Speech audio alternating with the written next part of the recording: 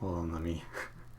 All right, so basically, we're gonna be looking at because the whole premise is right. Everyone's talking about balance and how Mirage is kind of broken OP, and then people come back and say, well, Mirage isn't OP because look, no one's playing it in the monthly, and that's kind of arguable because people do play it in the monthly. But even then, if it isn't like on the monthly team, like what does that mean? And so we want to like take a look at not just balance in like solo queue, but also balance in ATs, right? And kind of try and make assertions based on not just one game type. Make it kind of like on Yeah. all game types. And this is sort of to like inform us on all, the other I game think type, which is ATs.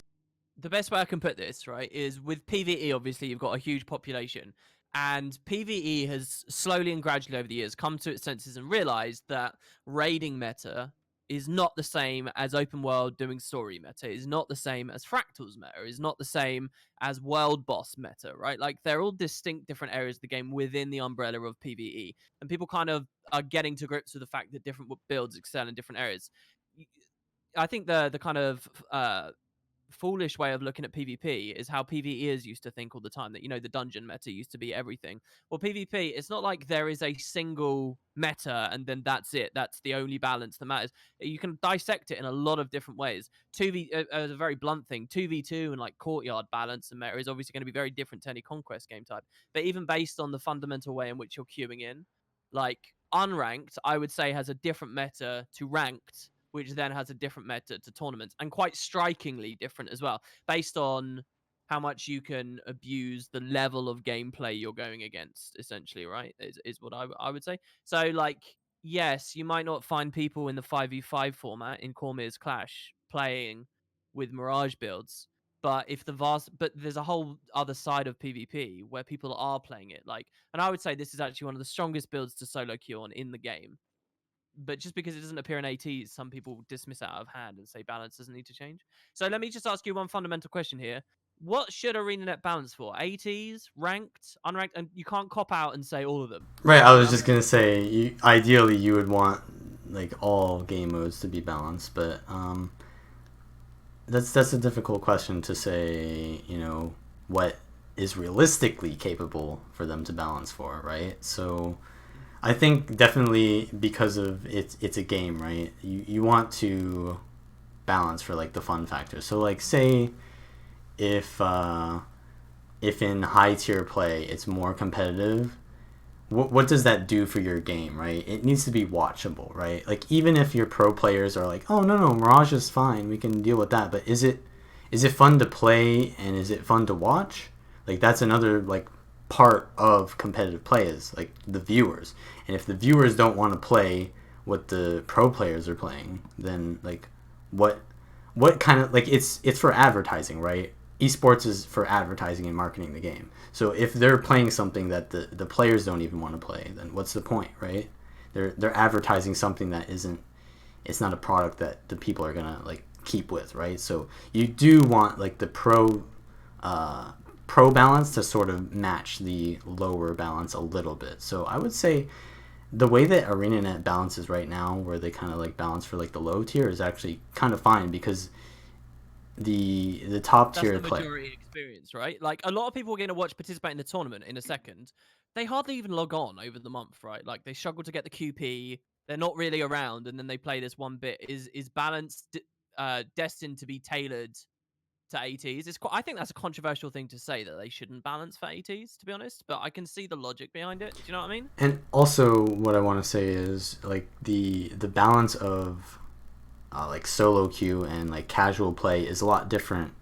Like how it is formed is a lot different than the pro meta, right? Because casual meta kind of just like happens because like people, oh, this build killed me, therefore like I want to play this, right? And then people kind of like Yeah. just do like casually countering each other, right? But in pro play it's kind of like they create the meta based on what is optimal versus like this very specific thing, right? So even if the balance is out of whack, they're gonna find their little niche in meta always, and it's gonna generally be who's more skillful who wins, right? Like Mm. even right now, would you say like that's how it is? Like it's still skillful. Like I would say the game is pretty skillful right now.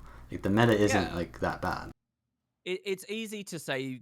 Well, I mean, depending on how entrenched you get into it and how you can say certain aspects of the game are unskillful, definitely. But it's blatantly obvious when you're playing against a new player, or even like someone who's played for a couple of weeks, or someone who's played just for a couple of months, versus someone who's been going at it for all 6 years. It's blatantly obvious. There's huge skill discrepancies, and that stuff's laid bare. I think half the problem with the game at the moment is the mixing of skill levels, and that just shows that it is skill based gameplay. Anyway, what who do you want to watch? What do you see of the teams here? Where do we want to go first? Um, so let's Can you just actually read the text? yeah, I can read it. I'm just looking at the names right now. So Olrun is playing. Neftis, that team Neftis plays a lot of daily ATs. Team USA versus Chris on Fight. I know that's not So going are to be Team close, USA right? favorites to win today? Obviously, yeah. Yeah, I think it's a bit more open on EU at the moment because I've obviously not looked at a monthly for ages.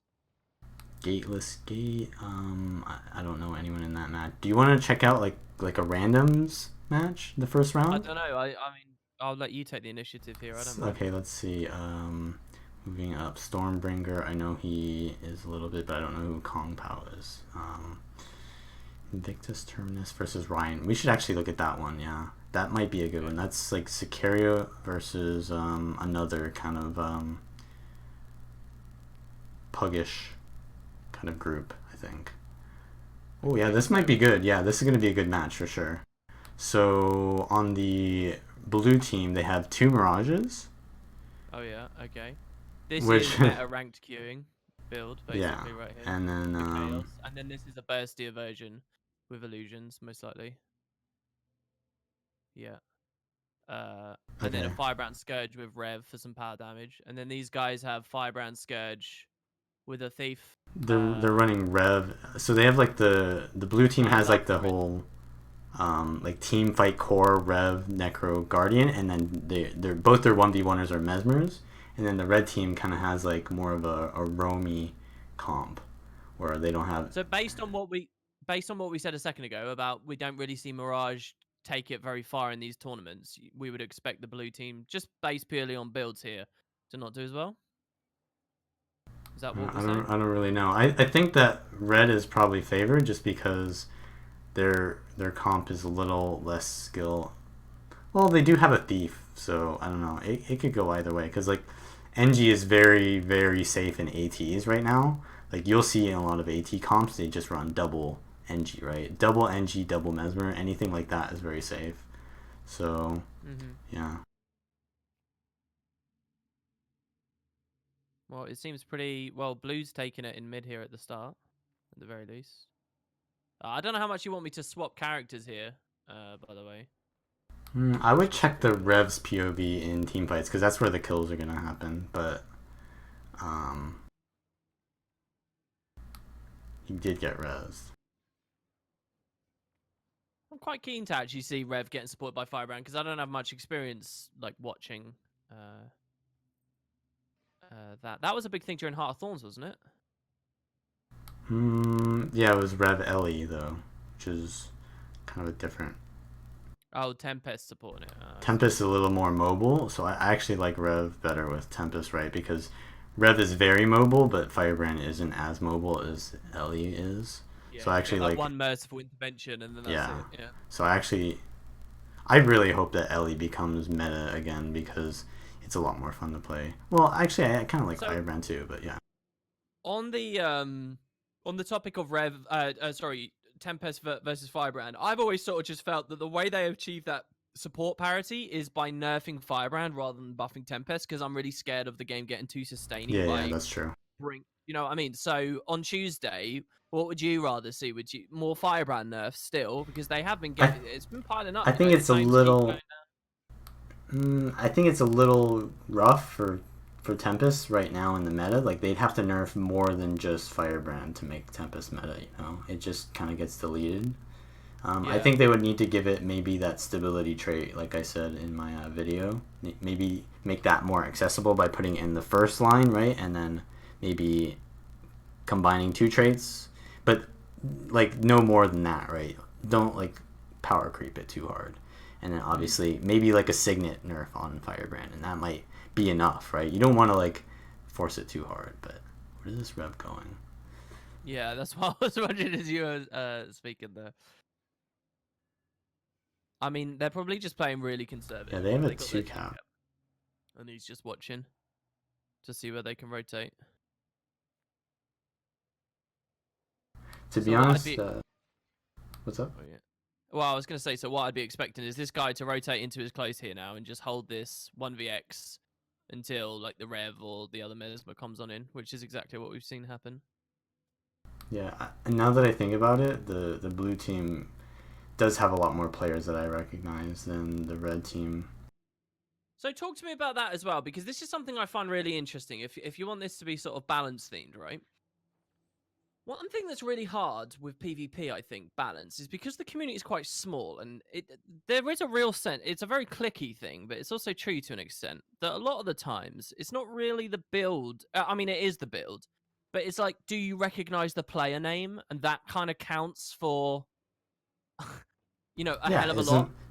I think that's good, right? Isn't that good for the game? Well, no, when it comes to balance discussion, it makes things really muddy, because if we were, this would be a terrible, you know, thing to do, but if you were to take a single game in a bottle and say, all right, we're going to dictate some balance out of it, such as this one, you could be led to all the wrong conclusions just because, you know, like recognizable names on some pretty unviable builds can take out nobodies, so everybody says in the community, you know. Right, but we're not like making conclusions based just on like the events of today, right? We're kind of... No, but how do you think that ArenaNet sort of reconcile that? Do you know what I mean? How do they juggle that when they're watching streams and stuff and trying to figure out, you know, is this too strong, or is it just because this guy's really, really good with, you know, maybe Rampage isn't OP, maybe... Well, yeah, I don't know how they come to the conclusion, because they just buffed Rampage out of nowhere. They got... Some of their decisions are kind of weird. Well, hold on. What? You're talking about when they dropped the cooldown last year? Yeah. That wasn't out of nowhere, was it? Because Rampage wasn't being ran at all at the time of that happening. Was it? I actually remember being excited about that Rampage buff, just because... But I think... Wasn't it because... Shocking Aura was used... Sorry, what? Yeah, I was going to preempt what you're saying. Yeah, it came at the same time... Right. As Shocking Aura and Signet of Rage got removed, right? So, what was that ring? Shocking Aura was on like Surging Rune. Surging Rune, yeah. So like the kind of the double whammy happened together. Yeah, it's complicated. So hold on, do you think if Surging didn't exist, people would have been on Rampage even at the old cooldown? I'm not sure. I think Rampage is... Wasn't it like halved in cooldown? So it was like heavily buffed. It was really, really dropped, yeah.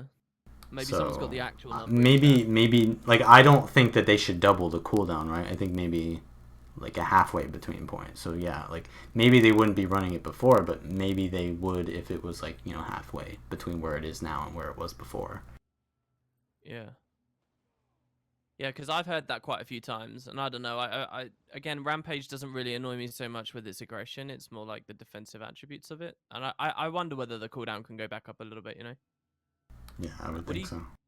What do you think with Hollow at the moment as well? Then, as far as ATs are concerned. Well, like I said, it's a very safe pick because it can rotate basically anywhere. So a lot of times it can take matchup.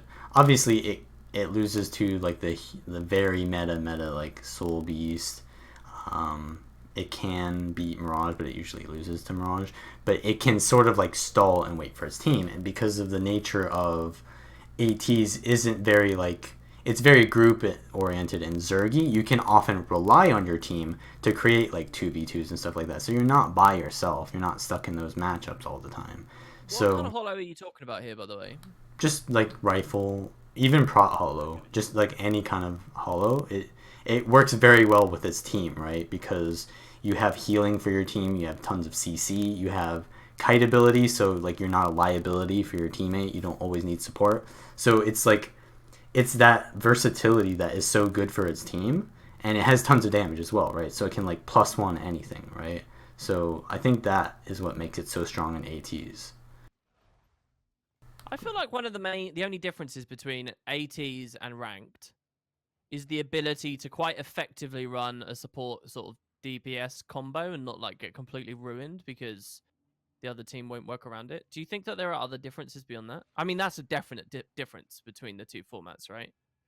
Like some people think Scourge is quite easy to queue in ranked, and it's like a really good carry, and maybe like big shade sages and stuff. I think it's easy gameplay, but I think when players start getting good, it feels like suicide to queue on a Scourge to me quite often. And it's obviously not suicide, but I actually think it's a tough thing to play. Well, I And think like yet in ATs they're super well represented, right? yeah, I I think think that's like because in solo queue, it's the fact that you can run a really tanky Scourge build. So maybe it's like that kind of idea where like a class is strong if it has a lot of build diversity, right? So like Mesmer and Engie have a lot of build diversity right now, so they're very strong. Even like range. let's look at this Scourge, right? That we have here. This guy's on. Oh, he is running Sage. Yeah, See, I Sage wouldn't expect that so Blood. much with Balthazar runes. I Yeah, think Balthazar runes because of they have Doomfire the Doomfire. and it gives The them more health. this is what I'd expect to see in like in ranked. I wonder if the other Scourge is running more of what I'd He's expect running in ranked. curses. You can see the trait. Yeah, exactly. Deadshot and then curses. This build that we see here, this feels so punishing to try and play in ranked, right? And yet we Right. should probably see a lot of them on the monthly, right? I mean, most winning teams tend to have a build like this, right? Or am I totally Yeah. out of the loop with this? I mean, one of the I reasons I think wanted to. Team USA is definitely using this version, not the Blood version. So it's probably Yeah. the optimal version, right? And what about when you get into semis as well? Are things quite well defined at that point? No, not really. See, I wonder what that says. There's just not much competition going on. Because is it a really big difference between like the winners and the finalists versus um I think there's not that right? big of a difference, but the nature of the game is very like snowbally. So like when games are really really close, then it looks close. But if the games aren't really that close, well, it can appear not close, but it can be closer But than it it was, appears. Yeah. yeah. Yeah, you could lose a team fight based on a 1 second rally situation, right? Where you started Yeah. the stomp just a little bit And too then late, like and then as soon that as turns into 100 points yeah. down the line. Yeah, I get what you mean. All right. So a lot of teams are already eliminated. Looks like the next set is prepping now. I don't know what map they'll be on.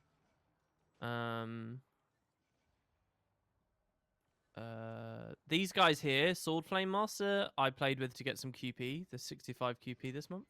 So I'm kind of curious to watch this. Who else do you want to watch? Not many of them are live right now. Should we try down hit? No, they're not even running.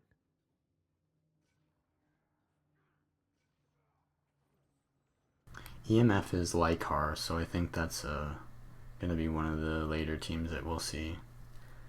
So you think these guys will go quite far? They're still in round Well, one and still it playing. depends who's on his team, though. I don't know exactly who it is, but he usually plays with like Guy. Yeah, so Guy is all like okay, so yeah, they'll probably get pretty far. Oh, they're actually losing. They're losing to the Dapper. These guys were in the last monthly too. That's kind of funny. Dapper, they use who like are they? I don't know who they are. What are their account names? I Kiba. recognize the account name. Okay, so Kiba, Kiba. I don't know. Sea Okay, Sea Monster Monster, Guy, yeah. Unholy. And Every single one of these Zoga, people yeah. I've seen in ranked recently. Every single one. Oh, they're gonna come back though. Look at that. They're getting a 3 cap. Yeah, they are. They just wiped them. It's a close game. Yeah, Maybe Red we should wins have at the watched end. This probably this. would have been a fun one to watch. Yeah. Not that I was paying too much attention to the state of the other game, to be honest. I was thinking more about the builds. Yeah. But so, did these guys do well last monthly? And now The they've Dapper. picked up. I think they lost their match that I saw, but they did pretty They got decently, the RP, right? man. Yeah, they have the They're RP. That's why they men. distinguished. Distinguished indeed. Do they have a guild? Control your sea monster, the Dapper Gang. Look, I respect that. I really like that. Everyone should do that. That's funny. Oh, they honored it? Oh, something's going on in chat? I wouldn't have honored them where I guess someone got DC'd or something. Alright, well. Rip. Let's check out Fliction versus. Okay, so Fliction is gonna go versus them next, which I think will be a decent match, because Fliction plays with a bunch of people in the daily ATs. Isn't Fliction a prot hollow? I think he's playing rifle, maybe. He could be either though, yeah. But that's next. Maybe we should watch this one. Team China v Team USA. Who's Team China? What is this? Sorry, I know I'm going all over the place here. Do you know Team China? Oh, that is Clown. Fire. Okay. They're basically all Chinese players, I think. Do you value their odds? Do you think not really. I mean, no, I don't think we should watch this game. Okay, which one do you want to watch? It's your show. Check out who the Ranger on Team USA is real quick though. Is that Helio or is it Vallun? Oh god. They're just selling the monthly every month now. Okay, let's check out another one now. That's a serious accusation right there. Who do you want to watch? Fliction? Oh, it might be Helio's ult. I don't know. I'm just memeing. Yeah, watch Fliction if we can. Well, they're not loaded in just yet. Okay. Let's just watch this game for now until we can see that. Maybe like if it snowballs too hard, then we can swap over to them. So they're running Reaper, Firebrand. What variant of Reaper shall we see? He plays Dagger Focus, Greatsword. Weird, man. Speed runes? I've actually never looked at his build. He's not even running the Wells trait, right? He's running Unholy Martyr, which is really good, right? I think that trait's pretty good, but... Yeah, I can't imagine... Well, I don't know, maybe I can imagine. Maybe. He's running the Fear trait as well. I don't know about that. For the Life Force, I guess. That's fair on a Reaper build, I think. Yeah, but he's not... I mean, he has the Corrupt Boon, I guess, but he doesn't really get that much Shroud. I don't know. He's got a questionable build is what I'm trying to say. So they're 5-manning mid? No, they're too far. 3. Okay, so this is a bad... They're just giving up their node for free to the Mesmer then. Yeah, they were anticipating a push from the Mesmer, right? Yeah. I'm going to keep the panel up for Fliction. Toker's actually going in 1v3. The ball's on this man.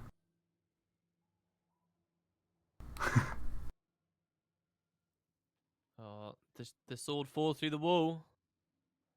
Can you look at the Deadeye's POV real quick? Who's he chasing? Okay, he's chasing the Necro. Oh, rip. Necros basically... The point of Deadeye is to kill Necros, so... That's, it's gonna be Mercy, rip. though, he's not gonna... Oh, I thought Naru missed Mercy for a second there. The animation felt really long. I was like... Well, they've opened with a 2-cap. Let's see how they do. Reaper is struggling with Shrouds so bad here. I don't like that dagger, man. Well, they're wiping. They are. I don't know, man. They're probably rusty or something. I don't know.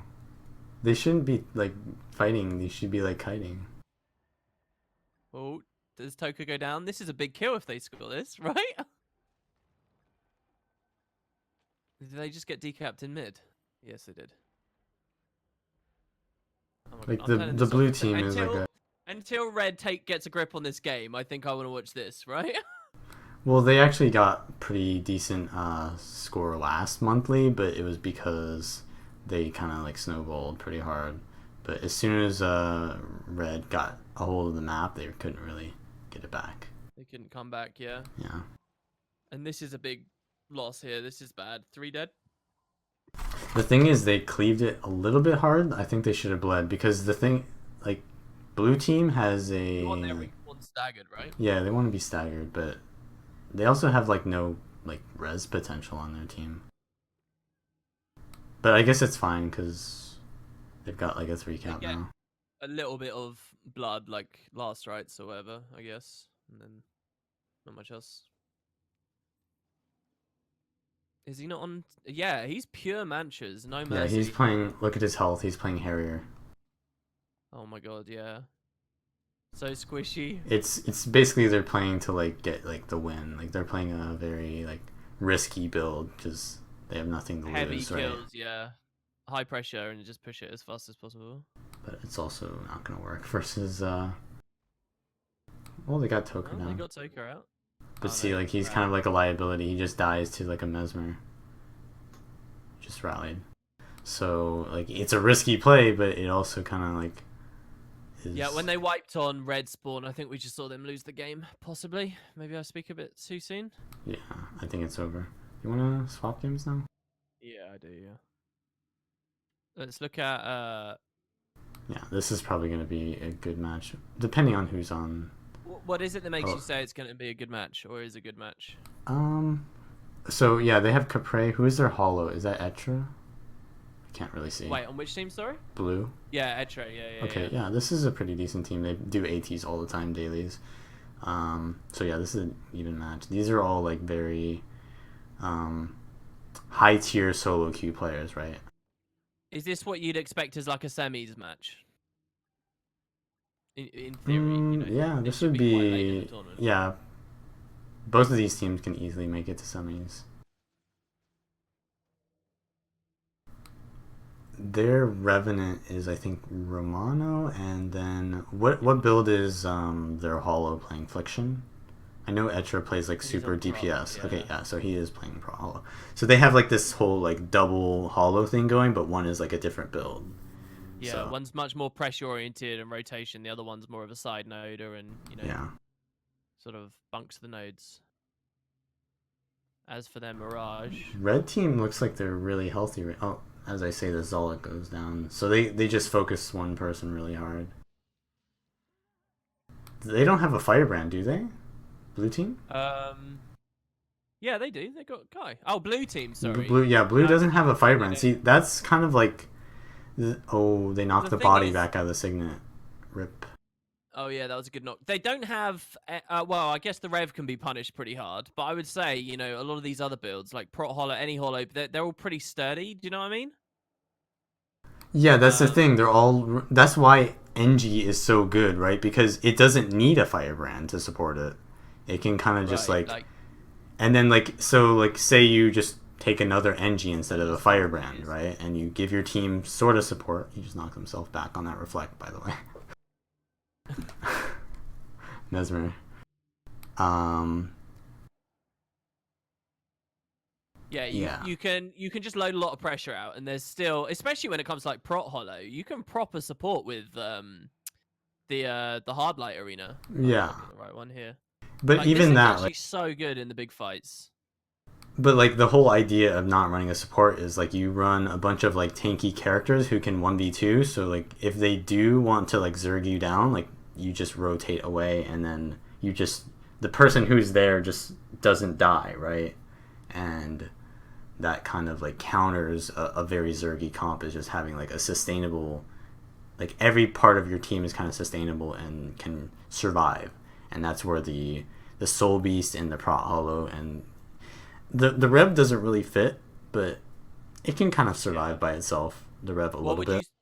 If that was the theme of this comp, what would you swap the Rev I would to? say a Thief for sure, because you have so many 1v1ers. There's like tons of stuff for the Thief to +1. If the Rev +1s, it can get stuck in the fight, and it like is the exact opposite of what I was trying to say, where you want to leave where they're zerging. So like they can, like they're doing right now, they're zerging. Not really zerging. It's a 2v2, right? 2v2 that they right, just but like Fliction doesn't really need the Rev there at all. He could just 1v2, right? So the Rev could have just left if he was a Thief, but instead he's a Rev, so he can't really leave. So, but so that was essentially a plus that didn't manifest in a kill quick Right, enough, and then exactly. you've got to overcommit essentially. yeah. While other builds might be able to disengage.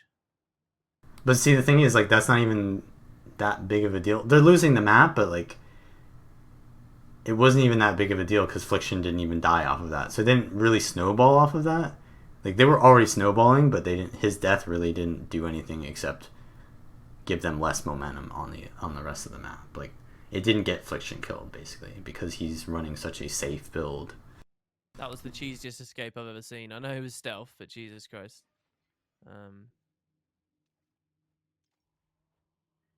Who do you actually put this on? Because this has been blow for blow at the moment.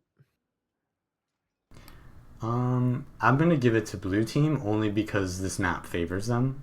Like Firebrand, Scourge, or team fight is not favored on this map, especially. Yeah, if he gets that buff, I don't know if that's the best person. Why this doesn't favor Firebrand Scourge? Yeah. Because they don't have the ports to get to the side nodes and back as quickly as. Well, they don't actually have it either, right? They're running. Rev is the only porting class, so maybe it doesn't favor them that much. But it's very like skirmishy. It's not that team fighty, this map. See, I'm not saying he's right and you're wrong or whatever, but I remember like ages ago, like 6-7 months ago, when I was on a Naru stream, he said that he thought this map was really good for Firebrand Scourge because, in his words, it's a big team fight map. He never really went any further into sort of describing that. But I guess the idea being, I think maybe fields means that maybe why that could be is because the side nodes have like no kiting potential on them, really, so it's like hard for you to stall, as opposed to like Skyhammer, where that's like a very like this could be a team fighting map because of that. It's like really hard for you to survive because when you don't have support, so maybe that's why. It's maybe not as much in favor of one type of comp, as the other maps. Prime Light on the clone. Oh, he could have actually got the kill there. The blue team's going proper hard on artifacts this game as well. This is their third sword, I think, and they're fighting over a shield now as well. So that might factor into why they're winning. I think, yeah, Hiseko doesn't play Mirage very often. Like we were playing against. Ooh, is that BM? Did you just BM? He just like. Oh no! What he was trying to do was the fake stomp, right? Okay. Why is he doing this? He could just get the buff and leave it there. Yeah, I don't know. That's such a slow rotation. Like now he has to get the buff. He's already going to be on respawn. Like you can see at the top left, 8, 7, 6. I would have left leaving the I would have loved leaving the body there as well, because if they do bandage to get out, they got to climb. Yeah, it takes a while anyways, right? Yeah. The rotations are worth more than the 5 points. Lagging a bit. Okay. And yeah, as I was saying, Hiseko plays like Chrono usually, so he's probably not as experienced on Mirage. Build-wise, this is the first Soul Beast we've had. What do you think of this ATs versus rated, if that's kind of the thing to talk about here? Oh, Soul Beast is broken. It's one of the most broken builds right now. And the reason is because your stances can share to your allies, so it's good in team fights. It's not a liability in team fights for sure because it's hard to focus, and it's one of the best 1v1ers in the game as well. So it's kind of like Hollow, but better, right? The only difference is Hollow has a little bit more CC, well, probably a lot more CC and more damage. But Soul Beast is kind of like the defensive version of Hollow. Yeah. What do you think, though, in terms of rated versus ATs for Soul Beast? Like, if you were ArenaNet looking to balance and you were considering those things. What do you mean? Like, how should I focus on, like, balancing one over the other, or? Yeah, no, I just mean if you perceive there to be a discrepancy with this build, like it's overpowered or underpowered, do you think it is more so in one format than the other? Oh, it's definitely more overpowered in ATs. Why is that? Because in solo queue you have to kind of like do more damage usually, but as like you can't rely on your team to like win fights for you. But in ATs you can rely on your team to do stuff while you're outnumbered, and you have that rotational ability where you can like backnode very easily because look at this mobility. So you can kind of play defensively and rely on your team to win fights, but also be very reliable as that backnoder. Is what you said also not just true of any side noder, backnoder? No, because Mirage isn't as useful in team fights. Hollow is, but Mirage isn't as useful in team fights. What else is there? Warrior isn't as useful in team fights. So You yeah, think Warrior's not useful in team fight? I think if they it's got a rampage up, a rampage, Rampage can is get bombed in a good, team but fight, like can do stuff.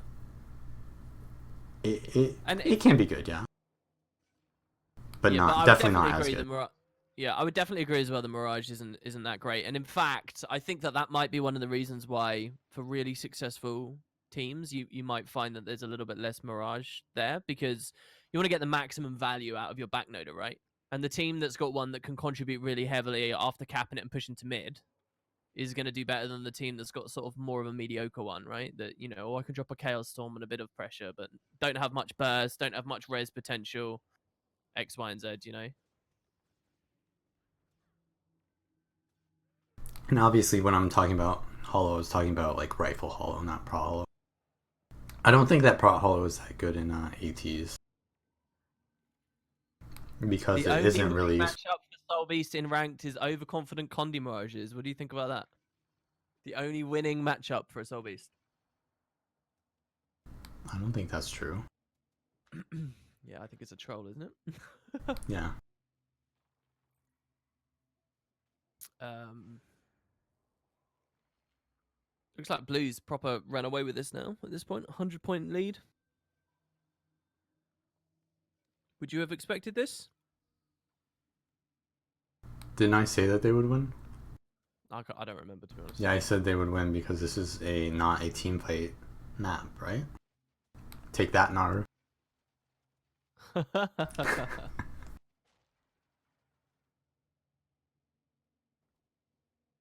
right, well, there we go. Not to leave too early, but I'm pretty sure they've got that. So we're now down to semis-ish. I really want to watch these guys. All right.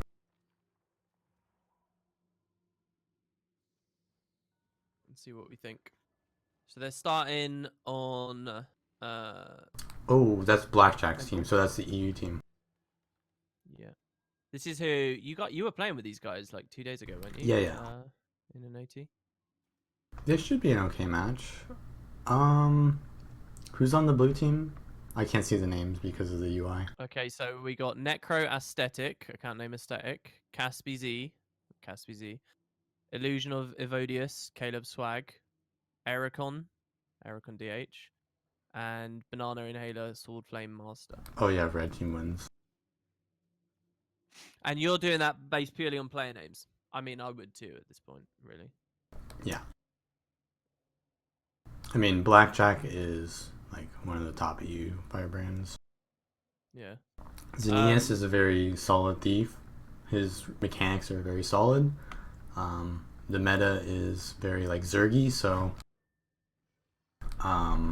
wait, where's Mur? Mur is like a decent like player, but his rotations are really bad, but because of the meta, he doesn't need to rotate really well. So and then Vons can sort of like 1v1 1vx very well, so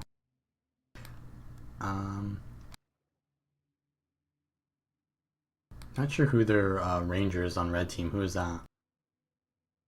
The Ranger on red team, bronze player Sai, mid player. Did the quality really drop that much? You could read that before. Yeah, I can read that. So do you not recognize this player? No, that's Zombie from EU. He's actually won the monthly before on EU.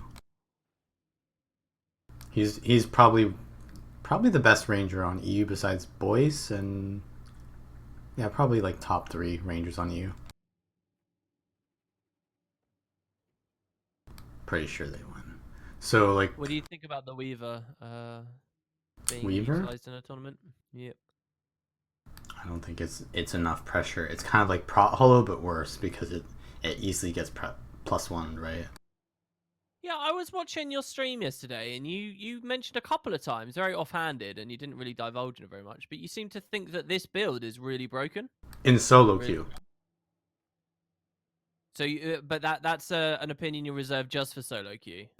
Just solo queue. So if you're ArenaNet, what would you do for it then? Do you think that's... I would give it less defense. Because... Yeah, I would give it less defense so that like basically players who don't know how to play the class will still die, even when they get massively outplayed, they can still die, right? But basically give them less sustain as well, so they have to actually dodge things and not just spam dodges. But then give them more like aggressive potential or more like team presence maybe, and that'll make them like when they get +1, they usually do nothing, right? Because they have very little. They have CC, but they don't have as much like burst potential, right? Yeah. So it's kind of like you just want to leave your Waver by itself all the time. I just want to see it change because it just feels so uninteractive to play against and kind of boring to play as in a lot of respects. I mean, it depends on the match specifically, but it's just such a kind of passive evade heavy. I dislike it for all the same reasons I dislike like DD Thief essentially, right? Like, yeah. Let's not mention that though. well, that is undertuned, so which is good. I think some things deliberately should be weak, basically. And I'd put Mesmer in as a general thing on that list.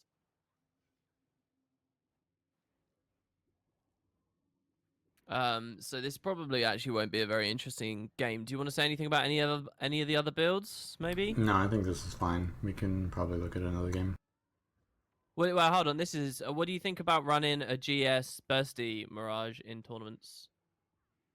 I think that the player is just doing what he thinks will cheese the hardest. He'd have illusion of He's life like on backpedaling right here, so I don't know. He's gonna lose 1v1 to a thief, so he actually just dodged steal by walking into a mirror there. So he might win. What do you think of the build in general though, as it performs in an AT? Well, Team USA is using it, I think. Oh yeah? Yes, Romus plays this build, but it takes a lot of skill to play any build at his level, so I'm not sure if it's the build or him, you know? Where do you want to go next? We're in the middle one. We've got top tier memes and Erathorn Stark. And we've got let's try Team USA, or do you want to try Affliction again? No, I mean, Team USA we're gonna see no matter what in the finals. Well, why don't you talk to me just a little bit about values and co, and I'll run here. What do you think? First of all, players, we've got values. Check out his sigils real quick. Values. Oh, you want to see his sigils? Yeah. Energy, courage. Cleansing. So he's running energy on his sword, which means he's not running exploitation, which means his +1s are very weak. Would you really go that far because of exploitation? The +1s are very weak. I mean, a lot weaker, yeah. Interesting. I don't actually value the 5% sigils that highly. But okay.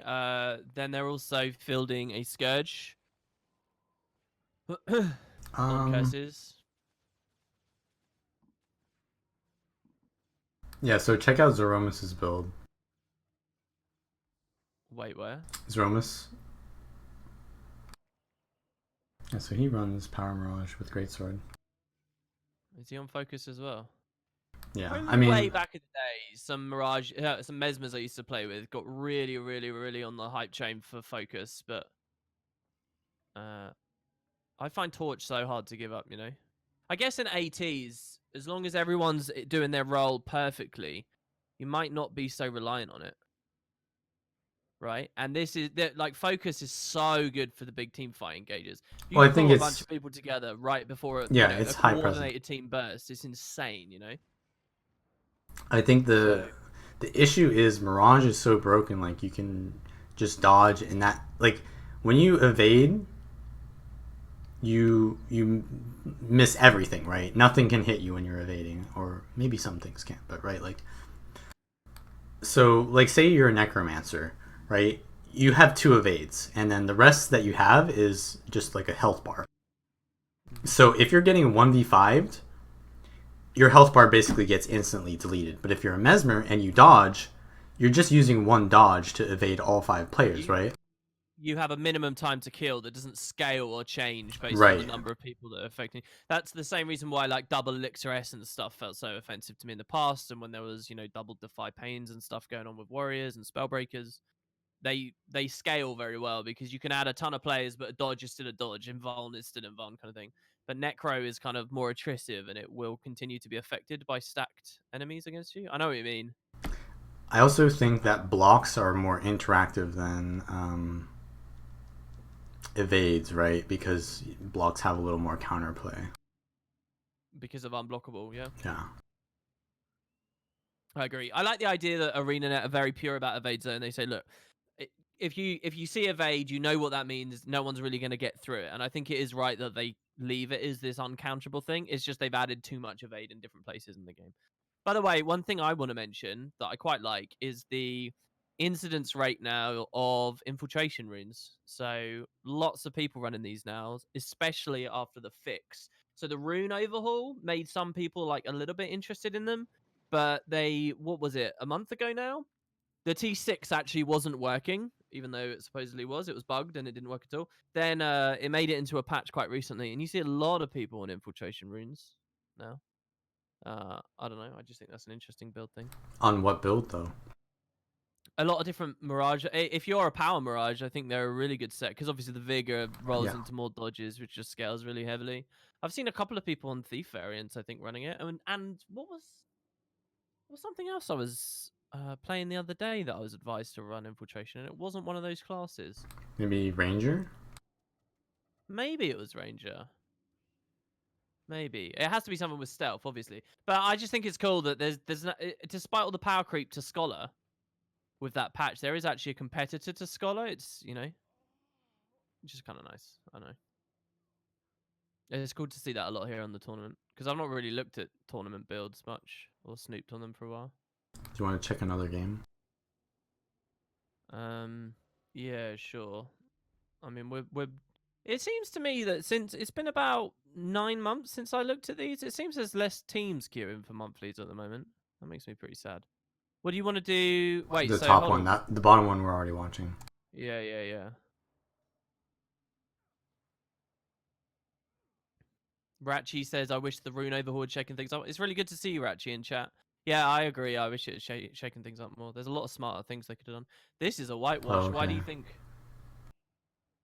I'm not really sure. This should have been a pretty close game. Well, let's talk about builds. So they got Rev, a Bunky Chaos Mirage, a Bursty Illusions Mirage, Fire Round Scourge. Yeah, I don't know. Maybe it's the Firebrand Scourge. Because this is kind of like a 1v1 map as well. They're against the Zero support crew as well, right? Like, yeah. These are the guys we just saw win on Collie. Wait, were there 2 teams with Firebrand Scourge that lost? Or did these guys win? I think, yes. I think we've seen 2 separate teams with Fire Round Scourge here. Yeah, so I don't know what that says about Firebrand's viability. Or maybe maybe it's Scourge? I don't know. This is the thing. I mentioned the Tempest, the justification for further nerfing Firebrand in pursuit of parity with Tempest, and we can even go crazy in some of the other supports, fucking heal NG or whatever you want, right? I mentioned that earlier, but one thing that really worries me that the further these get nerfed, I don't actually want to see the game go in a place where that whole idea disappears. What I'm saying is, I don't actually. The blue team's getting messed up right now. I don't actually like the idea of what the blue team's doing right now. I like distinct roles and interpretable things that people do in the game. So I really like the idea of having like a pair off each thing. And I'm scared that if they nerf, I think further, that would fall away. Do you think that'd be bad for the scene? Yeah, I think that Firebrand Scourge is good, and it's actually probably better in ranked queue because rotations are less. People rotate less in ranked queue. Maybe I don't know. It's because actually people think that Firebrand Scourge are worse in solo queue. Maybe I don't know. It's weird because in ATs people know how to rotate around a Firebrand Scourge better, and in solo queue it's a lot more difficult to coordinate that rotation. But it's also kind of more difficult for a Firebrand Scourge to figure out how they want to split when people do play around it, right? Yeah. So I think Firebrand Scourge is actually pretty balanced right now. And What do you think about? I'm deadly serious. What other pairings would you like to see rise to that slot of Firebrand Scourge? Because I think it's a shame we only have Firebrand Scourge. I think it'd be really cool if I don't know. like Ellie Rev. Yeah, was also a viable thing, or even like Heal NG plus, uh, I don't know, It'd be another Necro. Rangers, some Ranger build, or yeah, or a Reaper build or something, a different elite, but Berserker. If that combo also existed, that could be kind of cool. Because in AT is when we were doing it, when you Oh were yeah, doing the the Streamliners, Berserker.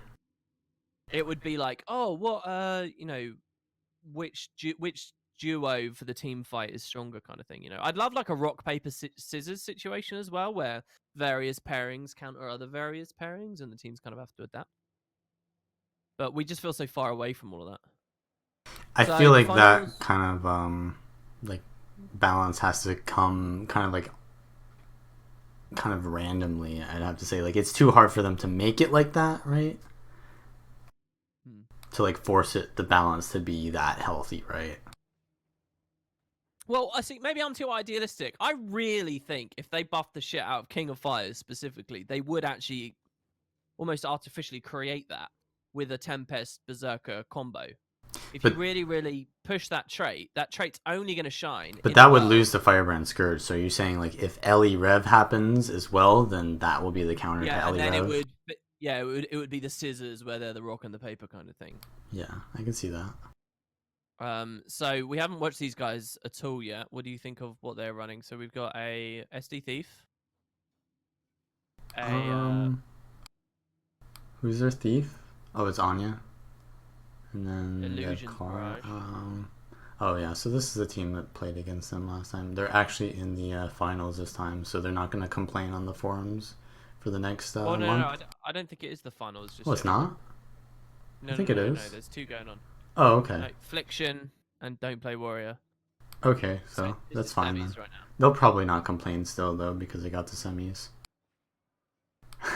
They like lost the third round in the TOL and they like wouldn't stop complaining for like the rest of the week. But So no support on blue here. um yeah, this is the same comp that they ran last time. So they have like a core guardian, which I don't think fits too well because they don't have any like supplementary damage other than the thief. Like Ellie is just there to stall and create numbers for them. Yeah. But I don't know. I feel like core guard or Rev would be better than core guard. But obviously, well, half plays a little bit of Rev now. But I think he's obviously a guardian main, so they would play core guard instead. And that's nice, right? That if you're more comfortable on a class, it's better. But Token felt pretty endangered there, but then just got supported so massively. Like, how does blue team penetrate this? well, they obviously need to split them, and that's kind of like Grimjack's job as well as the Thief's job. So Grimjack and the Thief kind of need to create a rotation, and then they need to converge off of that rotation. We've got the two soul beasts in mid here, while everybody Your else is Ancient's just actually using Berserk Amulet. If you see that, I think, right? What's his build? I think he's Demo. Demolisher. Okay, so That's why it's low vitality. yeah, Ring of Rage. Yeah, Rage Rune. I thought that was interesting. He's probably got Perma Fury because of that trait in Wilderness. Yeah, Wilderness Knowledge. He's using Shared Anguish instead of the Poison trait, so he's not going for a 1v1 build, he's going for a burst build, right? So, I mean, that fits their comp, right? They're just going for, like, rotational, they're not going for, like, sustain, they're trying to, like, find a I think hole in their I think that comp. was the first kill of the game, wasn't it? It wasn't half there. The first down we actually Yeah. saw. He's gonna eventually die, right? Because he doesn't have support. Core Guard doesn't have very good self-sustain. It relies on, like, team.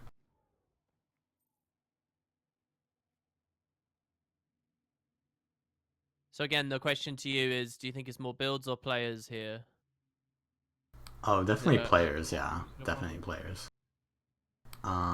As far as like you can't really compare their comps. Like they're completely different comps. So is it like do you think the blue team's comp counters the red team's comp, but Well, they're I still feel getting I outplayed? would I would find it impossible to know that unless I got to see a really good clean team fight and see how well they can trade damage. But to me, I think that there's not enough damage represented on the blue side. I mean, I feel scared Yeah. saying this Like kind of for stuff, them but to run that kind of comp, they need to like have better like classes for that, right? like I just don't see where your pressure's going to be. You'd have to play perfectly if you're going to burst one of the reds down, right? And then actually secure the kill on the back of that as well at the same time. Or hope that red gets very split apart and out of position. That's what you were saying, essentially, right? But now that the snowball's against them, the likelihood of that feels a bit low. I don't know. These would just be my speculations. Yeah, I really don't know. it's partly because like if they're running this comp, it's kind of high risk to try to beat the Firebrand Scourge, so they have to play it well. And if they don't play it well, then they get punished really hard, like they are. So it's not necessarily that the skill is that big in difference, but like, that's kind of like the thing where I said it appears less close than it actually is. I mean, it The other isn't that thing is, far. right, like, I don't know specifically here, but I feel like this 1v1 will always just stall this 1v1. So once you've lost map control, like, this is such an awful pairing for the blue team, right? Yeah. I feel like. Mm-hmm. So you're at a major disadvantage there, as long as people are rotating correctly, which we can assume they are, I think. Kind of hard to tell when you're spectating, right? Yeah. Because you What I was really interested in last year is I find it so hard to get a grip on like everything that's going on from a spectator position, and I feel like audiences must feel the same way. Games are really clear to interpret when you're playing them, but when you're spectating, I feel like there's a real disconnect there, and I because never you have really more cracked that information. puzzle. I never figured out the best way to do that. To make them really easy to understand, even from like quite a casual level. Yeah, because a lot of times rotations are based on not like what the players see, but what they think, right? So it's kind of like when you see something, you think completely different than them because you have different information than them as well, and you may not be like predicting what they because what we think we're not like predicting as well. I mean, we could be predicting like rotations, but we're not as much as them because we're like talking to each other. We're not as immersed in the game as the players are, right? So it could be a situation where like, oh, we know that the thief is in stealth, right? And like this one player is trying to force the thief to make a rotation so that he can leave the home node unguarded. So it's stuff like that. But obviously with SD thief, that's not an issue. But yeah, it is difficult to kind of commentate on like the how well a player like their decision, how like useful that decision was based on just spectating and like hindsight, sort of. Yeah, a lot of people will be watching streams of individual players in a tourney, and I feel like in some ways that's really it's really entertaining because you can be completely immersed in their mindset and what they see of the game. I don't know, maybe spectating needs a way of like graying out icons. While like I'm spectating blue right now, I'm spectating red right now. Any blue players that are not currently visible due to fog of war for the player I'm spectating should probably be like grayed out, maybe, or something. That might help. I don't know. Yeah, and just even Anyway, like focusing targets too. It's sometimes like difficult to see who like one team is focusing, or as a player's yeah, POV, it's kind of hard to see who you should we don't see focus their unless pings or whatever. Yeah. yeah, and the Do you other wanna way, like yeah, do you wanna see how this one went here? sure. Since that one looked like a whitewash. Yeah, like sometimes I'll watch over my own matches and I'll be like, oh, I could have gotten this kill on this player who was like walking by me, but I didn't see them because I was focusing on like maybe I was looking at the map and trying to see something else, and then like this other person walks by me and they're like 2 HP and I could have finished them, right? Or something like that. So like the players also have less information, so sometimes they see things that we don't see and we see things that they don't. This one's very close. Got their Prot Hollow contesting.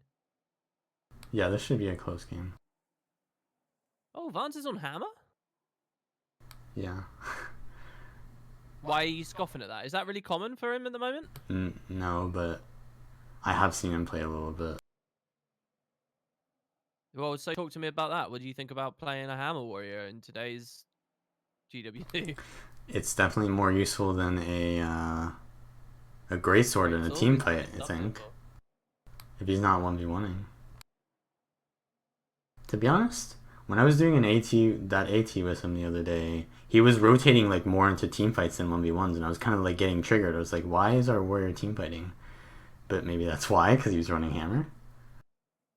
And was he effective in those? Yeah, I mean, it was okay. I don't think it's optimal by any means, but could be good if they don't have a firebrand, right? Which they don't. Right. That's what I was thinking of, the stability spam from a firebrand. Because they still spam stab even on the F3 autos, right? Not to mention the mantra and whatever else. Oh, look at the CC lockdown, baby. Did you get the decap? Neutralization? Yeah, I think it did. But the question is now, does he lose the 1v1 harder? Or like, will he die? Like, that's the question. Because like, if he can stall it, then it's worth to have the hammer, because then he has decap potential. But if he dies because he's running hammer, then I think he won't, though, because he's defense, right? And how much of a hard science? How much of a hard science do you think 1v1 matchups are? So, like saying, like imagine a hypothetical community curated grid. Like, I've always thought this would be a really cool resource, but maybe other people are cynical about it, which is why it doesn't exist. A contemporary like graph table that shows, this 1v1 matchup in general will win against this, in general will be even versus this, in general will lose versus this, and so on. Can you imagine a resource like that for like every conceivable 1v1 build? It would be kind of hard because there's like the 60-40 or the 7-30, right, kind of thing. So you don't think it's a hard enough science for something like that to be valid? Probably not. Like, not like yes, no, or black and white, yeah. Like, for example, we just here sat and saw, oh, look, a Prot Hollow rotating into a Hammer Spellbreaker. It'd be kind of cool to have, some status quo understanding of, like, oh, who's favored here immediately, And you can it's difficult because based on what you know about the game, but what I mean is is it a hard enough science? You also have to remember it's not just 1v1s, so you have to take into account, like, oh, if it's a +1, does this build have more, like, pressure to allow its +1 to, like, get the kill? Or when it's 1v2, does it have more potential to survive the +1? Or, like, when it isn't in the 1v1, like, it... So are you saying, like, purely for 1v1s? Or, like, in Conquest in general? You've raised a good point, because there's a lot of dimensions to 1vx builds, right? In terms of how they operate under different scenarios. Like, there's at least those three axes. The 1v1, the outnumbered, the outnumbering. They're three different things that, the builds can have different values in. So I don't know, maybe that's why, because it's more... Because right now, it felt like the hammer build didn't have any issue with surviving. I mean, I guess Greatsword really doesn't give you that much survivability. Oh, I think Greatsword gives you loads of kite strength, at least when you become outnumbered. That's what I would feel. Right. I mean, it's obviously it's better than hammer, for sure. Yeah. They're actually starting to lose the map. Not sure about that positioning by Mur. Who do you want to spectate, by the way? Just tell me if you want to. Let's check out Etra from the blue team. He's like the hard damage carry for their team. He's gonna get the kills. Okay. Maybe Xenius, but he's team fighting the thief on red. At this point, the thief on red has like not really much he can do, because the ranger, they have two rangers. They have two rangers now. So instead of, or no, were they always running two rangers? This blue team. I don't think, were they?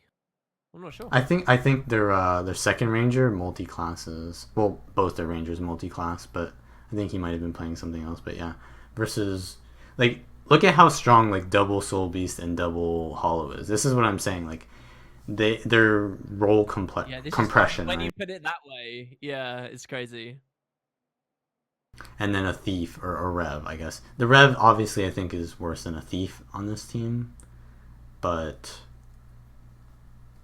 yeah, The it's the still the rev same does thing. represent a lot more damage, right? So maybe the idea is you utilize this to help force the odd team fight win where possible when you've been forced in against the firebrand. Or do you think a thief could be just as capable? SD, rip as many boons, some heavy hit and lastness. It's pretty good as well. Yeah, I think the Boon Rip would be really useful. SD Thief would probably be more useful. And it is like the thing where like sure they can sort of support the Rev, but the Rev has no hard disengage like all the other classes do, and it's like the whole well if one of their uh, if like one person on their team dies, then that kind of like that's the weak link in their comp, right? And then it all just crumbles because they can get snowballed from there. And the point of the comp is to not get snowballed and to kind of This like Soulbeast surviving -2, by the way. yeah. He's created massive numbers for his teams there. Look at that. Still alive. And that's kind of like the counter to the what's it called comp the roll compression comp is just having something that does it's kind of like the counter to roll compression comp is to have one class that has roll compression to deal with like those situations, but then have your team fight on top of it as well. um, they're actually What do you coming think back. about chat's assertion that if this Reaper was a Curse's Scourge, they'd be getting farmed really hard? Because the Scourge could corrupt the hell out of the Soul Beasts and the Hollow, Prot Hollow particularly. I'm guessing is the idea. What do you think about that? I mean, they're winning now, so. But as far as do I think that it would be better? I think. What is he even running? He's running Berserk Amulet, Demolisher's Amulet with Scholars. Traits. GS. He's on GS, right? Okay. So he's kind of like the big damage, but It's easy to kite Greatsword though. I think that might be the reason why that they kind of got punished there is because Greatsword doesn't really finish people very easily. It just is kind of like a massive value weapon. It does well, except in those very like niche situations. Well, not niche situations, but like the kite situations or the I chase like situations. having focus on a GS build because it does create that like finishing snipe someone off as they flee away sort of situation, and Spectral Grasp. He actually did land the Greatsword 2 there, the Gravedigger. Oh, he's running speed runes, so maybe. Yeah, actually, that's another thing. Maybe Greatsword isn't that bad for chasing because of speed. Oh, he's not running speed runes. Never mind. He might have had super speed from the Rev. Wait, they don't have a Rev. Never mind. Yeah, it just feels like Greatsword 2 is really hard to land, so him landing it there is kind of awkward. But yeah, it looks like they're gonna win now. Why do you think that the red team pulled ahead here? Might have been that one play where they tried to 3v1 the Ranger. Like, as soon as their comp like falls behind, they don't really have much snowball potential. So as soon as like they lose their map presence, it's really hard for them to get it back. So they have to kind of rotate somewhat well, and they just didn't rotate well. Like they have to like maintain somewhat good rotations the whole game. So this means the finals is going to be exactly the same as the TOL for NA, right? It's going to be Yeah. Blackjack's team versus Team USA. That's what TOL ended up, I think, right? Yeah. Same players, same 10 players. Am I wrong? They had a different Necro on Team USA, I think, or maybe. Okay. Maybe it was Reckless. I don't remember.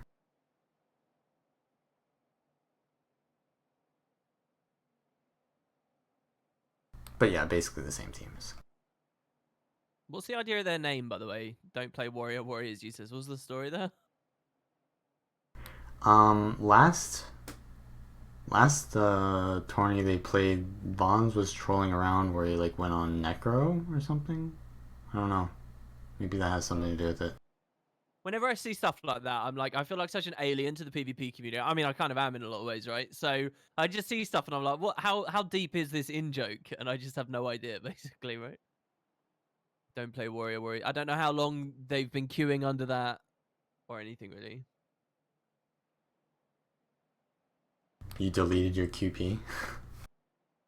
Oh yeah, got rid of my QP already. Oh right, because the monthly just happened. Damn, I didn't realize it did that so soon. I thought you like swapped servers and got rid of it. No. It was there when we started queuing. Not queuing, sorry. Yeah, I think it removes the QP as soon as the monthly starts, right? Maybe because I spectated. Do you still have QP on your account? If you tab, are you even still in game? Yeah, I am. Hold on. Maybe it takes it away from me because I go into a match as a spectator, or something. Yeah, it so might be it's some like spaghetti. defends it. Yeah, it's like how if I try and leave a game early, if I log out, it says you'll get dishonor, even though I'm spectating. It tells me I'll get Yeah, dishonor. I lost it. Oh, okay, it's not that.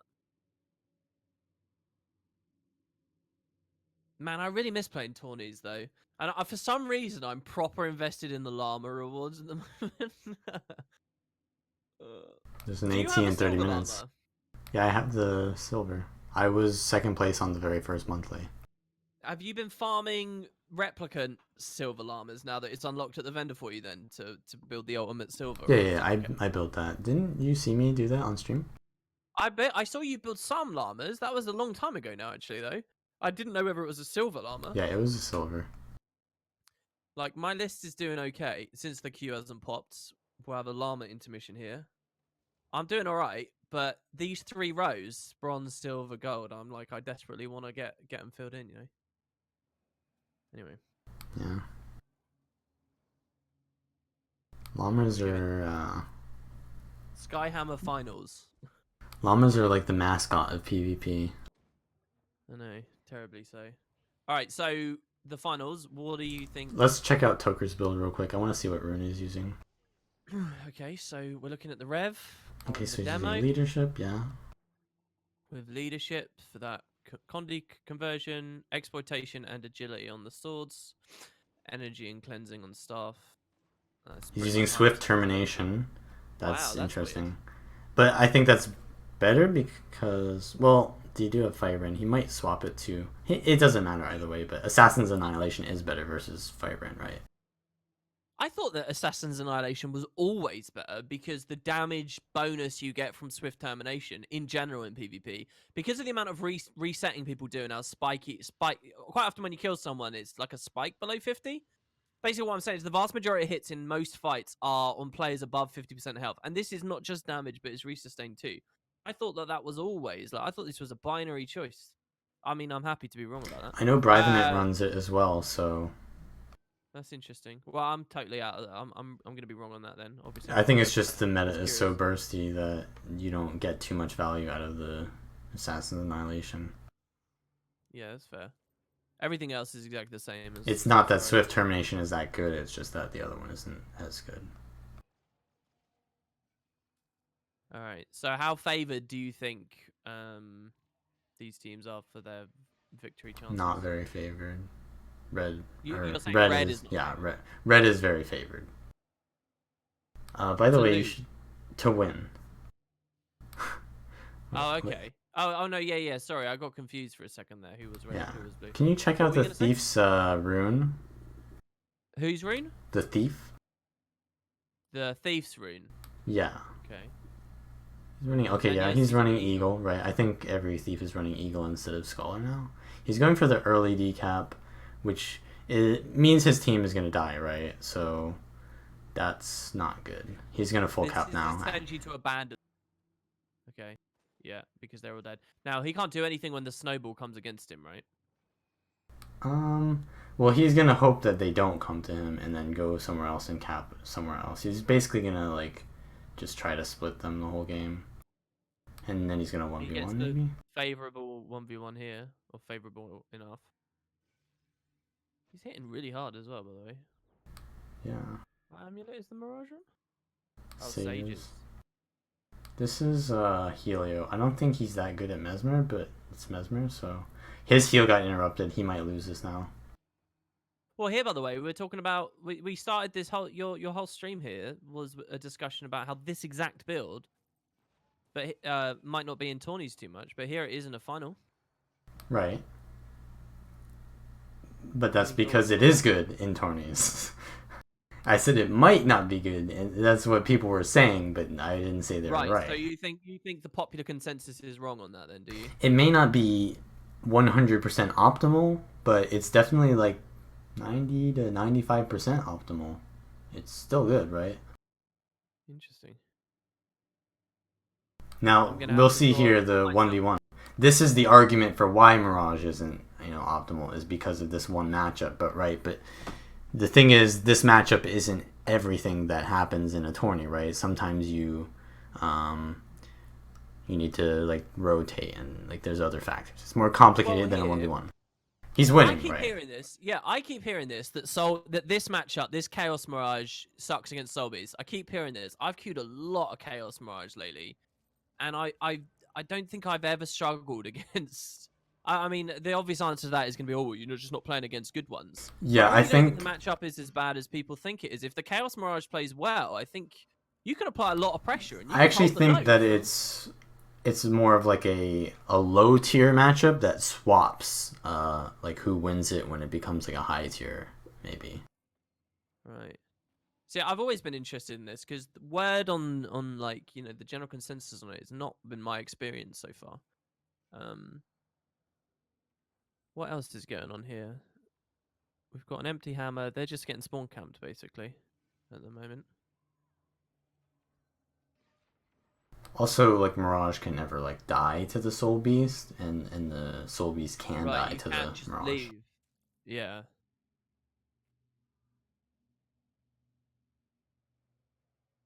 But the Soul Beast will gain the node eventually, right? If it's winning the matchup, it gains the node. That's the point.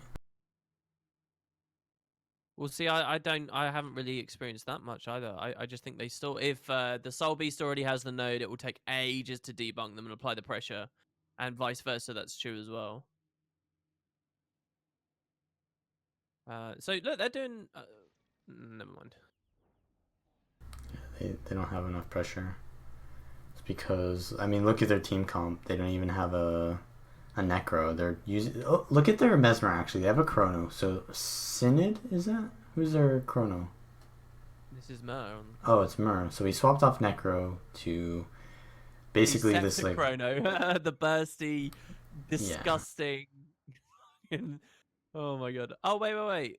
He's definitely power though. Super cheese. No. He's not what I thought he was. I thought that would have been hilarious to do on a final. Yeah. So if you remember a while ago, Chrono was actually kind of like a replacement to Scourge when the Chrono bunker build came back, but this is kind of like some scuffed version of it. This is the one that's on Meta Battle with Phantasmal Disenchanter. There is a version I was playing recently. This is the one Misha plays, I think. Yeah. I was running a triple signet. I can't remember who it was that was playing it a lot in ranked, but I basically net decked from them. He just lost like really hard to a Necro 1v1, which I think is just Mer not knowing how to play it. So these guys had their hardest fight like quite early in the tournament, didn't they? They had what? Team USA's hardest fight was like 3 rounds ago. It was quite early in the tournament, in the semis and the quarters. Was it the one against the Deadeye? Yes, it was. Yeah, it was. The Deadeye team did best against them quite early on. You know why that is, right? Well, why don't you tell me? Because Deadeyes farm Scourges, no matter how good they are. And it was on Collie, where there's limited line of sight and stuff. Yeah. Deadeye tends to do quite well there. Alright, well that is your monthly winners again. What the hell? I'm on the finals and no chest. What? So there you go. Anything particularly Different or exciting or unanticipated about that build wise, or that you weren't expecting? Can you still check out the Chronos build? No, once they're gone, they're gone. Okay. Well, I know what the build is if he's running the build that I think of. That was definitely exactly what's on Meta Battle. Okay, then yeah. Down to Chrono Phantasma, Disenchanter on the utility bar, everything. I think maybe they don't have Scepter on there. I don't know. Anyway, finals are in the quarterfinals. Yeah, so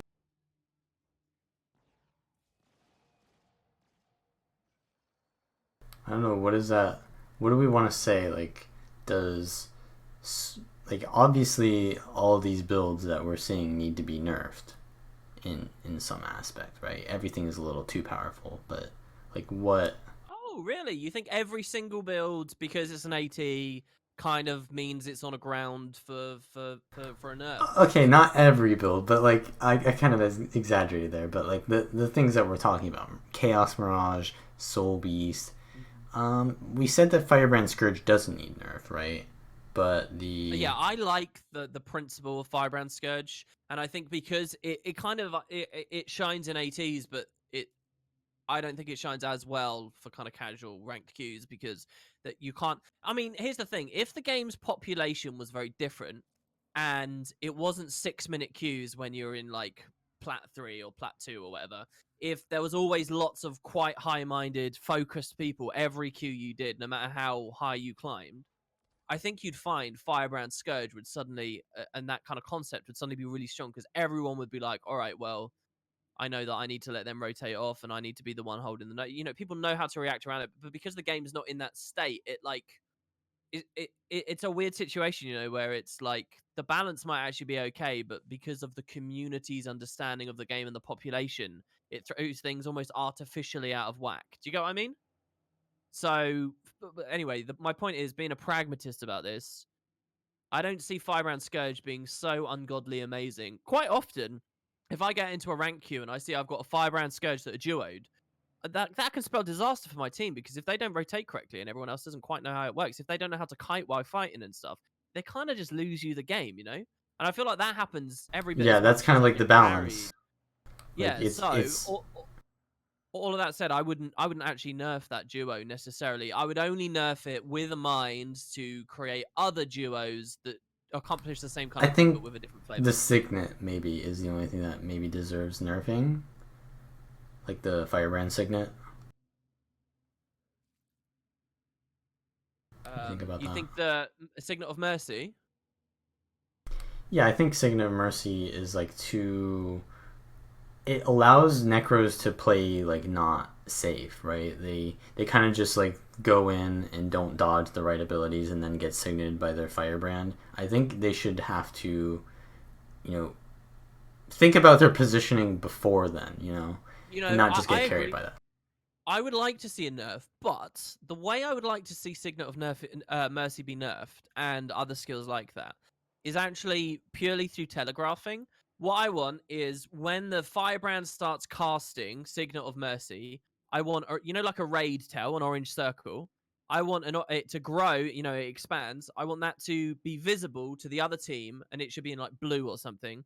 So when I'm playing the game, if a Firebrand's casting Mercy, I can see where he's aiming at, and that can allow me to much more comfortably know how to, rifle for the body to knock it out of range of the Mercy or to do this and that. I actually think the cast time and the cooldown and all of that stuff doesn't need to be changed. I just want to see more counterplay opportunity for that skill and any others like that because I think they're really cool, man. I think it's awesome, like landing a corrupt boon on a firebrand in the middle of a Signet of Mercy. That's like one of the highlights of all of Conquest to me.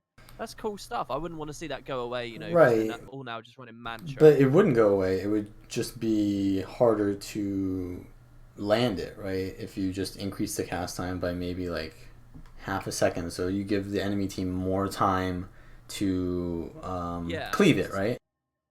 yeah. So you're arguing again. That's like a increased counterplay to it. Nerf it by increasing counterplay. I think that's totally fair. It's just my flavor of increasing that counterplay. I think would slightly different. I'd rather it from like an And art isn't the standpoint. cooldown like 90 seconds? I think it's way too low because if you land Signet on your Necro and you're not gonna lose the fight anyways, and say like it turns the fight and you win that fight, the results of that event, right, is gonna make you win for so long so that you carry yourself until at least 90 seconds into the future, right, and then you're gonna have it in 90 seconds.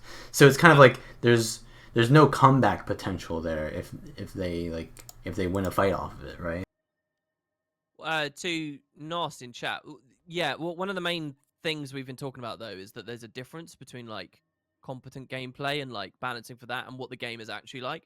And what I would actually argue is most of my ranked experience, people aren't really looking for that stuff. So I think Telegraph is important to sort of bring the community up. If it like, But I know that also, I I'll think you register that they have Signet. I'll click the Firebrand and see that he's got Signet of Mercy ready, and then remember that when the first down goes down, and then steal to it or whatever. Like you can think to do that, but if you are not in a position to do that, you often can't trust other people. So if it's a little bit more obvious with like some kind of cleaner telegraph, I think that does help the I game. think that's Because fine to add the telegraph on the like the body or the ground target where you do it, just to make it more visible, because that only, right, that balances the lower tier higher, but it doesn't really balance the higher tier lower, right? So I think that's actually a right. good change, but we can also, like, on top of that, nerf the cooldown or the cast time as well. So do you see? I want to see Firebrands running Mercy, is what I'm saying. I want to see it because I think it promotes interesting gameplay in terms of like countering and stuff. Do you want to see them drop the Signet altogether? No, Because I it think just they means should going still into run PvP it. better. It just be a little bit harder to land. See, I often don't get people agreeing with me on this, but I actually, one of the reasons I don't like the Rampage situation right now and Signet when you could chain it with Surging Runes and stuff is I actually really like War Banner for PvP. I'm not talking about efficacy. I'm just talking about the gameplay it promotes. I miss that. I miss, watching for a warrior casting War Banner and going for the interrupt and stuff. And I want that back, in a way. So, but I don't know whether I would argue buff war, because that War Banner is a really horrendous thing when you miss it, and they fucking rally like three people at a team fight or something.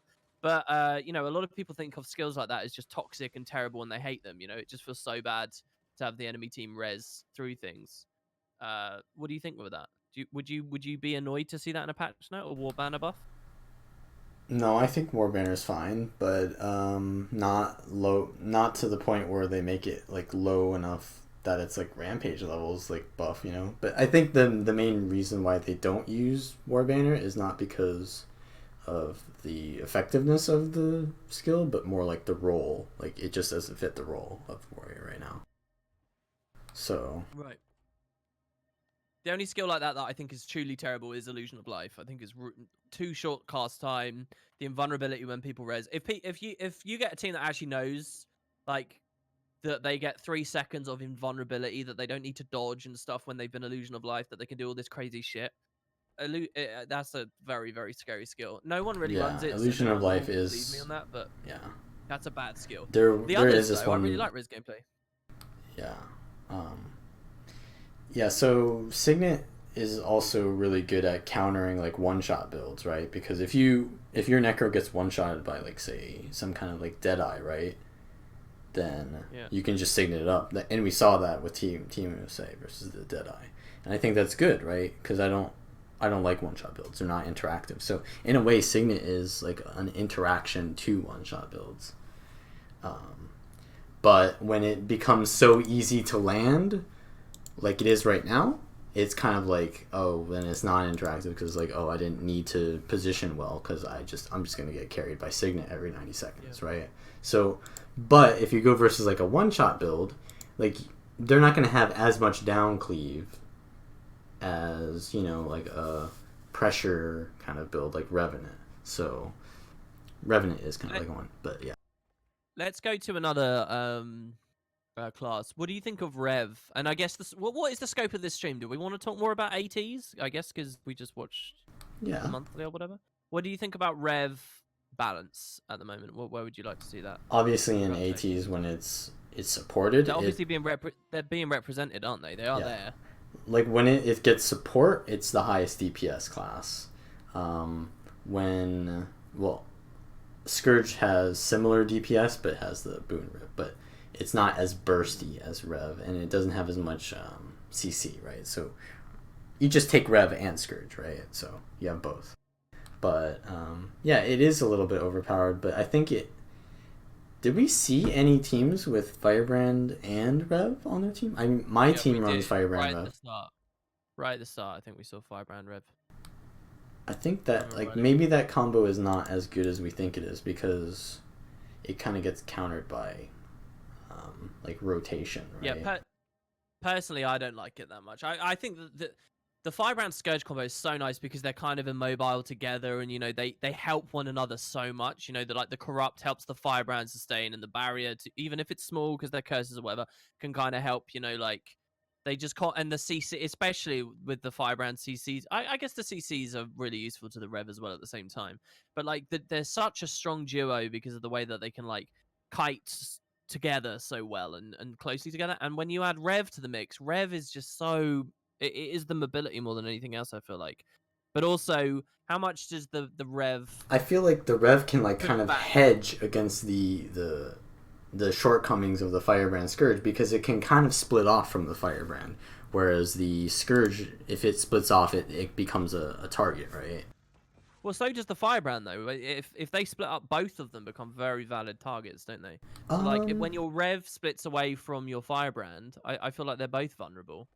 You know, That's kind of in the same true, way. but a Firebrand can also just like hold a node versus a 1v1er somewhat. So they're not as useless as you think it is. They can also like watch a node, right? Usually that's an issue with teams is like you need someone to watch a node. And if you put your Firebrand in a situation where like you need to like snowball far, but you also need to watch home somewhat while you've got like downs, you usually use your Firebrand to cap the node while you put all of your aggressive stuff on far. So I think Rev What works well with that. So what do you want to see from Rev then? One of my favorite traits, just conceptually, I'm not saying it's particularly effective, and people obviously don't run it, but conceptually, I really like the trait brutality, which kind of helps in theory, like the flavor of that is the Rev can shred through boons in kind of the same way that a Scourge would, just sort of a different version of it. It's not corruption, it's just destruction in the first place. Like, I would like to see that kind of functionality somehow be rolled through to really solidify Rev in that team fighting Yeah, place. that actually is a good like idea to counter Signet as well because normally, Firebrands have stability and you can't interrupt them, but if you have brutality, you can kind of that's the issue though. If Like, they've got more than one stack of stability, right, which they can't get. how crazy do you think this would be? Brutality gets a buff to not just shred, stab, but also protection. So you're Because saying buff protection's the big. Revenant? Yeah, well, I'm saying, yeah, I'm Well, just that's throwing it out there. I'm not saying maybe that not a that's buff necessarily though. what. Actually, because they would be taking a different trait, right? So it would be Well, yeah, just I a mean, difference in what it's functionality. juxtaposed with is a difficult part of it. But just that idea, I think, what I'm riffing off of it is your premise that maybe Firebrand's Rev is not as good as originally anticipated. Well, a brutality buff in that line, I think, would be the way to address that, right? Like if they just don't have to worry about because prot is such a big thing against them, if that makes So sense. like you want to just remove prot and then lower their damage as well, maybe. Like No, I don't so, know. I'm really just speaking to promote discussion. Really, I'm not really sure I've got any actual because proof like against it. I'm thinking with the current damage that they have right now, they don't need to remove protection as much, right? But Oh, if you you think they give can just them, burst through? well, no, but like when they do burst, I think it's pretty good. I don't, and if you give them prot removal, then their burst is going to be really good. So I think maybe like nerf their damage a little bit if you're going to give them prot removal. Yeah, I think that would be an That's a insane good buff idea on top though. of them. I think if you nerf their damage a lot, maybe not a lot, but like decently, and then gave them prot removal, that would be. Well, they kind of do have it right a little bit. They have boon removal on their F2, Not in the way that gets through refreshing right? boon application, like a prot hollow drops a hard light arena. Oh, I can remove one of them, and they'll get back next second. 13 times in a row. That's the kind of thing. That's where I think brutality would kind of shine. But anyway, I don't know whether I'm really advocate. I think Rev was reasonably well represented in ATs. I think Rev is reasonably well used in ranked at the moment. I remember a time not too long ago where everyone was just crap in the world. I think that was just before the big Rampage buff, that big patch. So I don't know. Maybe Revenant's got a lot of reasons to be happy right now. Particularly Shiro Devastation Herald, I think maybe can be left alone. There's a lot of other areas of Rev that I'd be much more interested in seeing the devs give love. I was really interested. I was snooping on a Tournament of Legends game, and someone was playing a core Rev with Malix, which is crazy to me. I try so hard to make a Malix build work. But basically, it was reliant on the newly buffed Retribution trait that gives you regeneration when you're spending air energy. Um, and the player using it, I can't remember who it was, but they said, "Oh yeah, it's a really good build." And I wasn't necessarily too convinced, and in that specific game, it didn't do too well. But that's what I'd be more interested in when it came to rev balance. I'd like to see a corruption variant become a bit more viable. I'd like to see support go up a little bit. Like we saw the med kit overhaul last year for NG. Maybe Salvation and Ventari needs a little bit of love or something. Don't you think those would be more appropriate areas to look at? I know PvPers don't think about them at all because they're just completely out of the meta. But that's why I would argue that they're needed more than anything else. Yeah, I think Grimjax played Condi Rev in an AT the other day. I'm not sure like how good his teammates were, but he won it. Like I think it's possible that it's already good, but like kind of how every other build relies on everything else that's more powerful on its viability. So you're making me step back and say, well, look, just focus on nerfing what you find is presented, and in a weird way, it's buffing everything. Not in a weird way, it fundamentally is kind of buffing everything else. I think that's a good point actually. That if you just focus on what's on the top. So the other big topic is Mirage. What do you want to say about that? Well, Mirage has all of its other issues, like the whole, oh, you can't even see what you're fighting, detargeting. Like, those things need to go simply for the sake of, like, fun factor, right? It's just not enjoyable to play against it. And then as far as, like, the balance, I see, but that's the thing. Like, if you have players who know how to play against Mirage and know, like, how to target them, then removing that like detargeting and stuff doesn't really like make them less strong, right? So it's kind of like raising up the lower levels and not really hurting up the higher level of Mirage play, right? Right. So I think the whole detargeting and the mass clone spam definitely needs to go. But as far as like their damage output, that's fine. The evade uptime probably lower, right? As we said, how you can be outnumbered like compared to a Necro who has a numerical health bar, and then a Mirage has like an infinite amount of health while they're evading. So like there's that whole like an evade is more valuable than basically any other defensive skill. So you should be limited on them at least somewhat. So what if you could only hit one thing or two things? The duration of Mirage Cloak. Really? Yeah. See, I don't think that would change it at all. I'll tell you the one thing I think that would really hit Mirage super hard, and that's Infinite Horizon can share the ability for your stuff to ambush. That's fine, but it no longer shares evasion to the clones. I think that immediately shifts things in a heavy way. Like right now, Mirage has a really easy matchup against warrior builds. And you not only can you win against warriors, but you can hold the node against them as long as you're just timing your dodges for every time they full counter and like their GSF1. However, if you can no longer sharing evade to all the clones at the same time, they're just going to cleave all your stuff down like straight away, basically. And then so much of your pressure on some of these variants evaporates. I think that alone would be a big, big, big nerf. But I would also be an advocate just for the general sustain of clones and phantasms to just be hit a bit as well, just so more stuff is killing them a little bit quicker. That's a double whammy of reducing the power of shatters, reducing the power of Infinite Horizon, but also cleaning up the I feel like it does all that at once. When you say if I would nerf one thing on Mesmer, it's kind of like putting me in a bad spot because there's so many things that kind of be nerfed, right? Like, I guess they do need to have that whole like clones dodging thing to be removed. I'll tell you one thing I reckon the devs will do. I'm going to predict. I think it's very likely Axe 3 will no longer de-target on the next balance patch or whenever they next decide to do Yeah, I Mirage. think the detargeting needs to be removed. I think the whole evading your clones, because like that goes with the whole thing I said where there's too much clone spam. So if like you can kill the clones, there's less clutter. So if you can't kill the clones because they're evading as much as the Mirage, then you get all this like clutter situation where you can't see. So the detargeting, the the evade on your clones, and I think their damage is fine, right? As long as you can kill them. There's counterplay to confusion. There's counterplay to torment. It's just that, you know, there's not really that much counterplay to like perma evasion.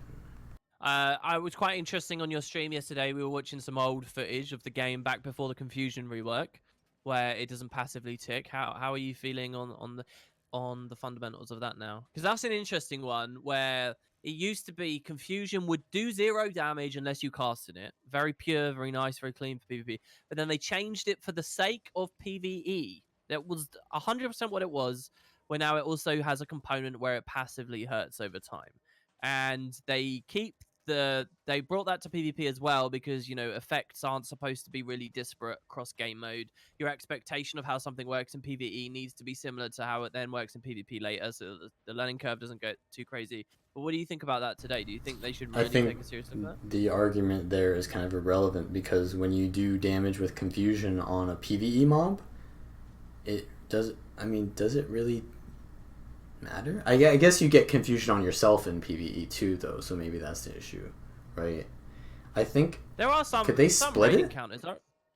When with Lagos, when the newest raid came out, the best way to farm Lagos I found was on Mirages via confusion damage quite often, just because of how quickly their animations worked and stuff. It was one of the Right, better ways. but that's not I, really a thing where like you have to know that the like the confusion does damage, and then you have to not like you know your what I mean? argument is it doesn't matter.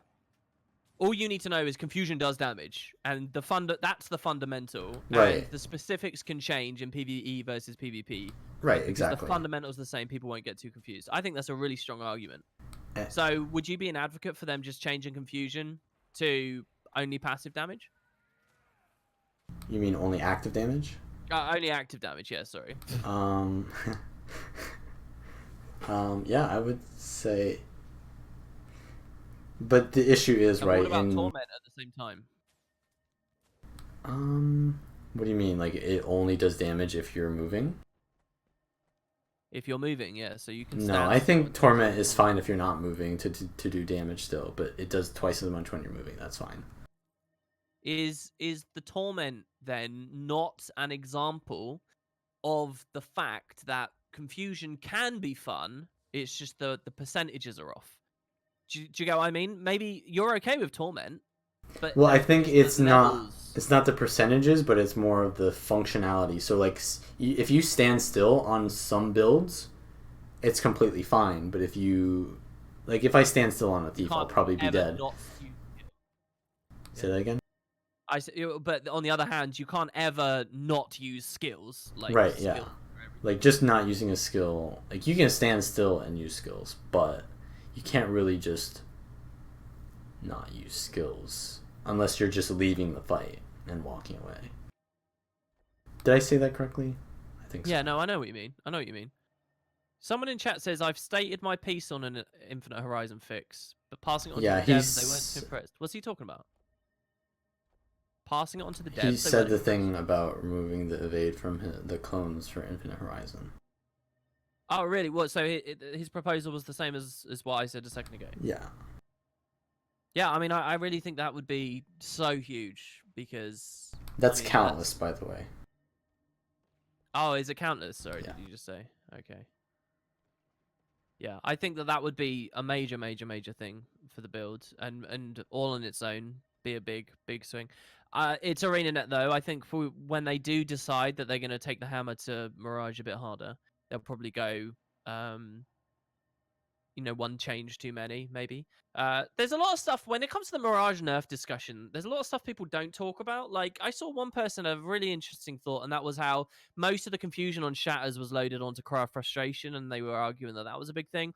Also, like, a lot of the visual noise creep and stuff. People never talk about the fact that Phantasmal Warlock is double summons now instead of just one, as it originally was, and they completely changed that and crept. When the Mesmer rework came in, it did the whole phantasms becoming clones thing, blah blah blah. But also, it just crept certain things like Staff having double Warlock. I don't know. I never hear anyone propose just put that back down to one Warlock, for example. There you're changing 4 units to 2 units. Yeah. And particularly when people get really offended by the amount of stuff. If a Mirage is up and they've got 3 clones already, that's 4 units on the board. If they then cast Warlocks, they've bumped that to 6, right? Because you've got the 2 Warlocks casting for Vallun while everything else does an Infinite Horizon, Starfall or something. That's where a lot of it comes from. So I actually think that in terms of, I'm not talking about efficacy here, but why people get so grumpy about just it looking like there's a million things. Some of the discussion doesn't really go where I think it could. Yeah, I think that can definitely be nerfed, right? Because the Staff 2 gives you enough clone generation, right? I think maybe they were concerned that there wasn't enough clone generation, but you definitely have enough. Yeah, there's a crazy amount. I do love stuff, but yeah, that's like one of the big things. By the way, there is an AT very soon. Do you want to do it? Yeah, we could find people, probably. If you can find people. I'm going to stop screen sharing to you to then.